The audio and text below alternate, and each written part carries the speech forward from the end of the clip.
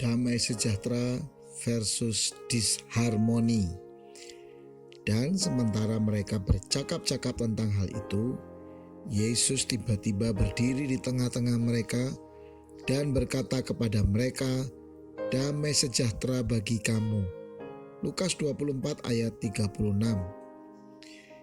Kisah ini adalah cerita saat dua orang murid Yesus menceritakan kepada murid-murid Yesus mengenai perjumpaan mereka dengan Yesus saat berjalan dari Yerusalem menuju Emmaus.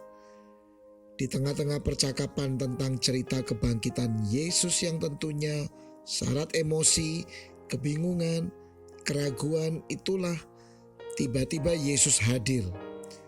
Kalimat pertama sapaan Yesus atau firman Tuhan yang pertama mereka dengar pasca kebangkitannya adalah damai sejahtera bagi kamu. Kita sendiri kerap memberikan salam sapaan dengan kata shalom atau damai sejahtera bagi kamu. Apakah ini sekedar kalimat salam secara umum?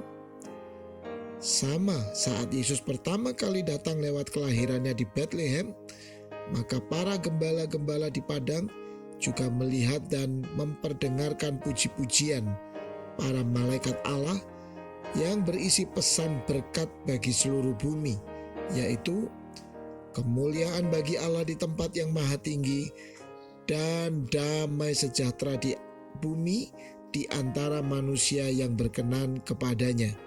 Lukas 2 ayat 14. Salah satu makna dari damai sejahtera adalah harmoni.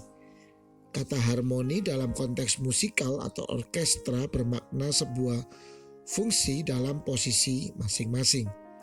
Ketidaksadaran akan posisi dan fungsi masing-masing akan menghasilkan disharmoni atau kekacauan peran. Ketika Allah menciptakan alam semesta dan juga manusia, Kejadian 1 ayat 26-28, sebenarnya Allah telah menciptakan sebuah tatanan posisi dan fungsi. Ada daratan, lautan, benda-benda di langit, makhluk hidup di laut, darat dan udara, juga posisi manusia dan fungsinya untuk mengelola bumi. Sehingga sebenarnya telah terjadi urutan posisi dan fungsi. Allah, manusia, ciptaan, alam atau material dan sebagainya.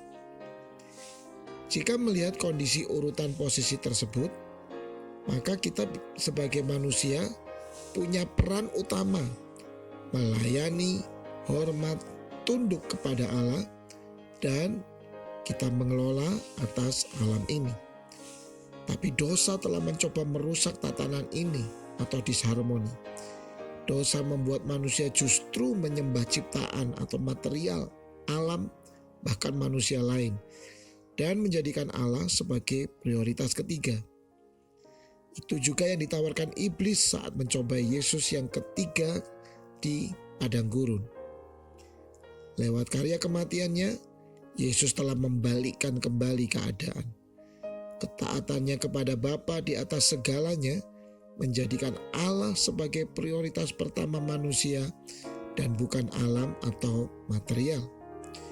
Yesus mengembalikan damai sejahtera yang sejati, yaitu urutan posisi Allah yang benar, yaitu Allah, manusia, dan ciptaan. Menerima damai sejahteranya berarti kembali dalam posisi yang benar. Bersediakah Anda? Salah posisi dan fungsi akan merusak harmoni dan menjadi disharmoni.